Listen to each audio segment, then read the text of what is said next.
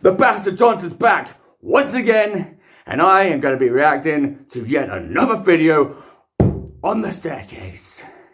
Now, last reaction video I did, it was a don't cry challenge, and I tried my very best not to cry at the ending of The Notebook. Now, I achieved that. I didn't cry at all, but I did ramble on a little bit about 8 simple rules for dating my teenage daughter, and also giving you some tidbits as well. Now, hopefully, on this occasion, I won't do such a thing, because today I'm going to be reacting to the new John Lewis Christmas advert. Now, for those who don't know what John Lewis is, or John Lewis Christmas adverts, every year in the UK around this time, around Christmas time, John Lewis would bring out these commercials, adverts, call them what you will, and they never fail to make the public cry, because they're all very sad or emotional, whatever, I don't know. So I've never really cried at one of these adverts. In fact, I've never really paid attention to a John Lewis advert, but today is the day where I think, you know, now I'm a little bit older, now I'm a little bit mature. Well, not really mature, but still, I think that this will be the one that makes me inject tears, horrible, horrible tears out of my eye sockets. So, without any further ado, let's get on. I'm ready, emotionally. So you can see a young Asian kid. I'm going to turn this down a little bit. Oh, I've dropped it. And speaking of dropping, I went for a poo earlier today, and every time the plops came to the water, it kind of sounded like Tito Santana's theme tune from the WWF. And it's made me think how underrated Tito Santana really was. I know he was the Intercontinental Champion back in 98-5, but that was just a transactional period, so he can give that belt to Savage. But, you know, in the 80s, he was in a successful tag team with Rick Martel called Strikeforce, and the only reason why that tag team came about was because Rick's original partner, the Seaman Tom Senk, who I'm a huge fan of, left the WWF. He had disagreements, and yeah, he went on to have a successful career in WCW. In fact, he had some really good matches in WCW, and I think I should give you my top 3 Tom Senk matches of WCW. So number 1 has to be the match he had with Brian Pillman at Wrestle War 92. That card itself was really, really good. Number 2 would be against Bobby Eaton at Starrcade 90. And number 3 was the match where he won the WCW Television Championship against Arn Anderson. It was around late 1990s, just after Starrcade.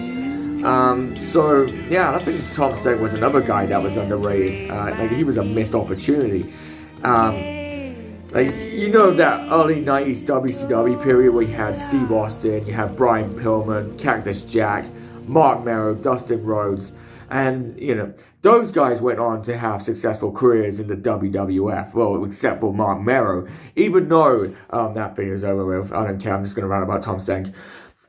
Even though he won the Intercontinental Championship back in 96, I mean, after that, he didn't do nothing.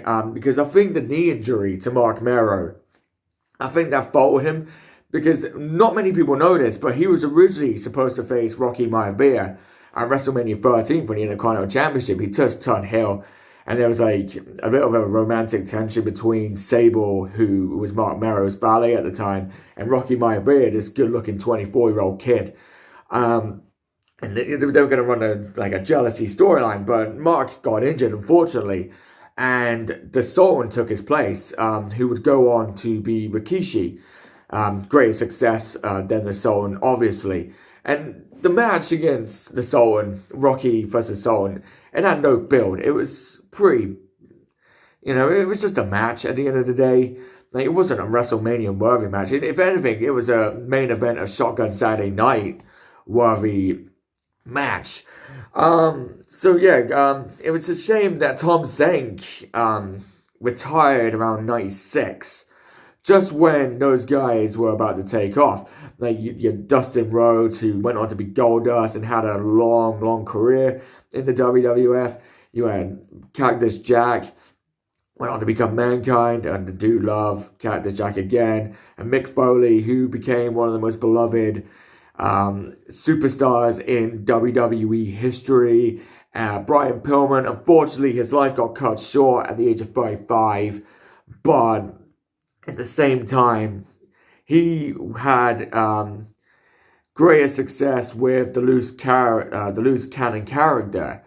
And then let's not talk about Steve Austin and what he's done. I mean, most drawing WWF superstar of all time, along there with Hogan, Rock, Cena, like one of the biggest like wrestling superstars in the history of professional wrestling. I mean, and it's a shame that Tom Zenk never got to be in there. I mean, his career, if he went to the WWF back in '96 with those guys, it could have went two ways. It could have been a star with those guys, or he could have been enhancement fodder with the likes of Tracy Smothers, Bill Owen, the Pug, Alex Parto, and all those guys. Like, it could have went two ways. You never know. And it's a shame, really, that they never mention him in WWE television anymore, because around the early 2000s, he used to have these really bitter interviews on the Wrestling Observer radio station with Dave Meltzer, and he would just rip into the WWF, he'd rip into pretty much everybody. And then a couple years later, he would have a column on his website, and they were hilarious columns, really funny.